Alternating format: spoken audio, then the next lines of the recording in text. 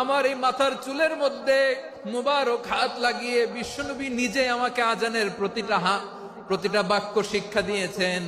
বিশ্বনবীর মোবারক হাত, পবিত্র হাত আমার মাথার চুলের যেই জায়গায় লেগেছে, আমি চাই ওই চুলগুলা নিয়ে আমি আমার কবরের ভিতরে যাব।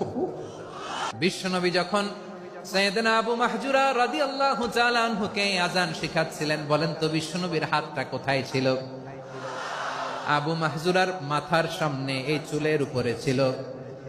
আবু মাহজুরা ওই স্মৃতিটাকে ধারণ করবার জন্য, ওই স্মৃতিকে বহন করার জন্য বিশ্বনবীর মোবারক হাত আবু মাহজুরার কপালের চুলের যেই জায়গায় লেগেছে, মৃত্যুর আগের দিন পর্যন্ত আবু মাহজুরা মাথার ওই চুলে কোনোদিন ছুরি আর কামার লাগায় নাই,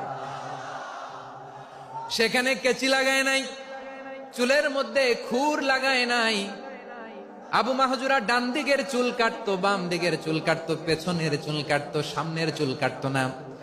আবু মাহজুরা রাদিয়াল্লাহু তাআলা আনহুর সামনের চুলগুলো বড় হতে হতে যখন এত বড় হয়ে যায়, তিনি চুলগুলো পেঁচিয়ে মাথার মধ্যে রাখতেন, তারপরে তিনি পাগড়ি পরতেন। সবাই জিজ্ঞেস করতো, আবু মাহজুরা এটা আবার কেমন স্টাইল?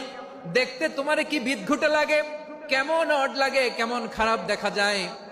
মক্কায় এমন কোন মানুষ তো দেখি নাই, ডানে চুল কাটে, বায়ে চুল কাটে, পেছনে চুল কাটে, সামনে কাটে না। ওরে আবু মাহজুরা, কেমন দেখা যায় তোমারে? তুমি সামনের চুল কাটো না কেন?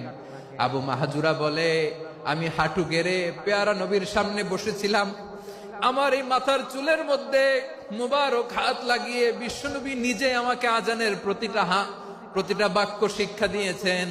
বিশ্বনবীর মোবারক হাত, পবিত্র হাত আমার মাথার চুলের যেই জায়গায় লেগেছে, আমি চাই ওই চুলগুলা নিয়ে আমি আমার কবরের ভিতরে যাব। সাইয়েদনা আবু মাহজুরা রাদিয়াল্লাহু তাআলা আনহু ইন্তেকালের আগের পর্যন্ত মাথার সামনের চুলগুলা কাটে নাই। মাথার সামনের চুল তিনি কাটেন নাই। সুবহানাল্লাহি বিহামদি। কেমন ভালোবাসতেন বিশ্বনবী সাহাবীদেরকে, সাহাবারা কেমন ভালোবাসতেন বিশ্বনবীকে। সামনের চুলগুলো বড় হতে হতে এত বড় ছিল, পেঁচিয়ে রেখে পাগড়ি পরতেন, কাটতেন না। নবীর হাত লেগেছিল, সুবহানাল্লাহ পড়েন।